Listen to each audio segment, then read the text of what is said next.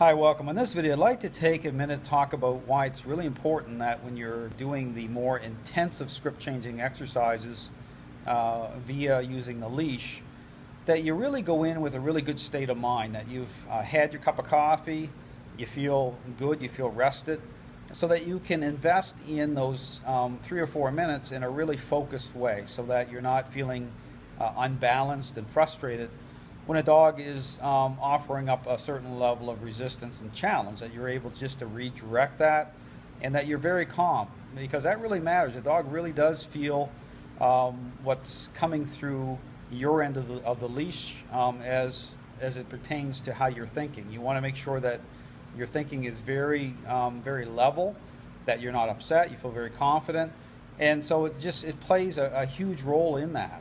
So even when you're starting to connect different dots, you're starting to re-script certain areas, certain ways the dog interacts and thinks about other people, that it's very much about making sure that you're just focused on what you need to do.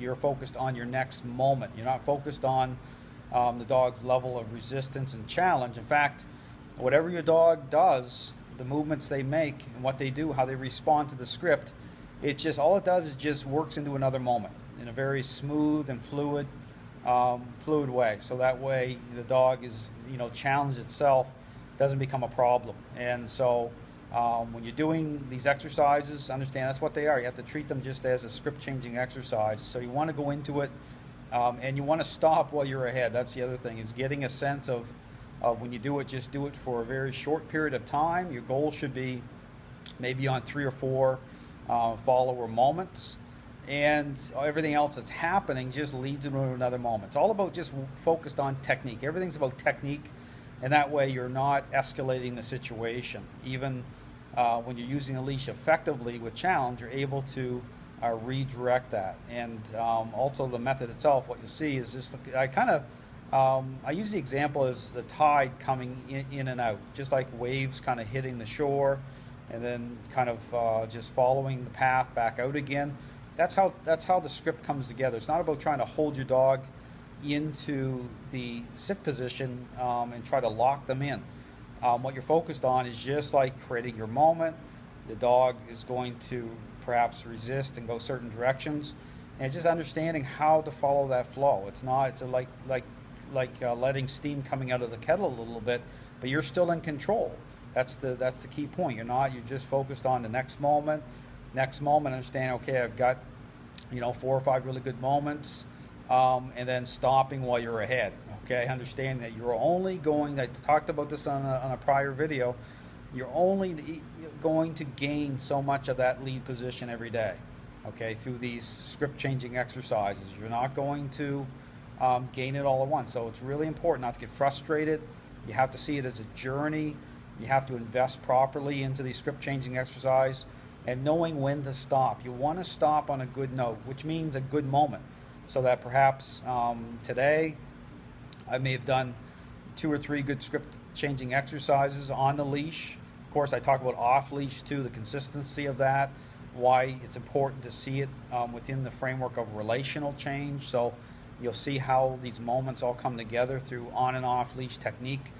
But when you're doing the on-leash moments, which represents a more intensive type of script-changing exercise and communicating at a deeper level with the dog, it's really important to make sure that you're thinking properly, that you feel really good about it, and stopping while you're ahead and increasing those script-changing exercises only a little bit each time. So, for example, you might do it for 3 minutes on the leash with the goal of, say, 4 or 5 good moments through the techniques that I show, and then stopping at that moment. And then tomorrow I might increase it only by 20 seconds or 30 seconds, because the thing to understand is that as you start changing how you think, the time that you invest in becomes more meaningful, which means kind of like less is more. So for example, I could go out with a dog and because of how I think and my personality type and my technique and everything, how it all comes together, my 5 minutes can equal someone else's 1 hour,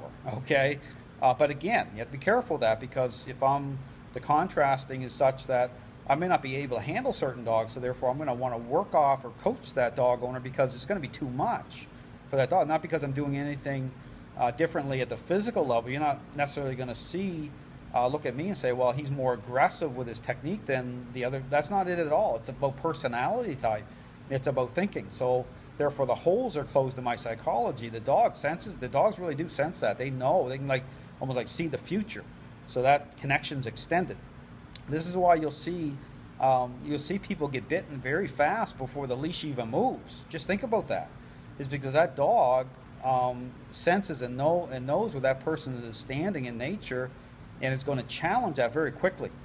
Because this is the thing. It's not about, and this thing. Sometimes people will say, well, it's because the dog, the person doesn't trust the person. No, that dog knows that person's there.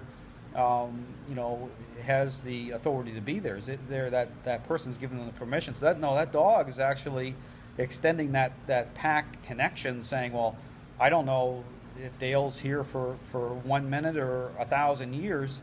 I'm just going to challenge. That's what's really going on. It's not about this trust issue. It's a relational issue. So that dog is going to say, well, he's going to take over right away. That dog feels that. Dogs are very intuitive. They can sense that.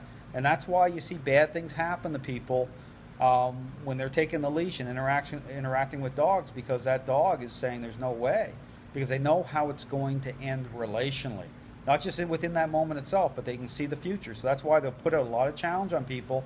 That's why it's really important, if you're a trainer, is to coach, okay? Because after you get that person, that dog owner who is the central figure, and that dog sees it that way, once that dog releases enough of that role, then they will accept interactions from other personality types, okay? That's how I play it. It's very intentional. It's doing it smart. This is why I've only been bitten one time in 20 years. I don't put that in. I don't brag. I don't talk about this a lot. I've only been bitten one time in 20 years, and it wasn't even a dog that I was handling. The dog got loose on a guy and pinned me against my vehicle, and I had to just relax and just let it play out. And the dog took, so I wasn't injured bad or anything, but it's understanding it's totally about controlling how you think. So just understand that. And like I said, when I say that, I've handled lots of dogs. It's just about the technique. How the system works is about doing it very smart. So for example, food and treat trainers may never get bitten, but they're not going to create change either, okay, because of the issue of influence. It's this issue of motives. So influence is needed. It has to happen, has to come online, but it's how it comes online, and it's about being very intentional, about doing it very smart. It's about these techniques. It's understanding personality types. It's understanding the various contrasts, relational contrasts back and forth. So it's understanding how to use everything to your advantage. So anyway, just something to think about when you're looking at training. It's all about doing it smart. It's knowing how much to do. It's knowing how to go into it with a certain way of thinking, and how all these dynamics come together so that the transition itself is not going to be stressful on you. It's not going to be stressful on the dog, and nobody's going to get bitten in the process of role-changing dogs. So it's all about offering up a clear path to role-changing dogs. So anyway, it's something to think about. Do it smart. It's about doing it effectively. It's about letting the technique work for you, handling, using the leash properly, and branching out from there. So anyway, thanks for watching.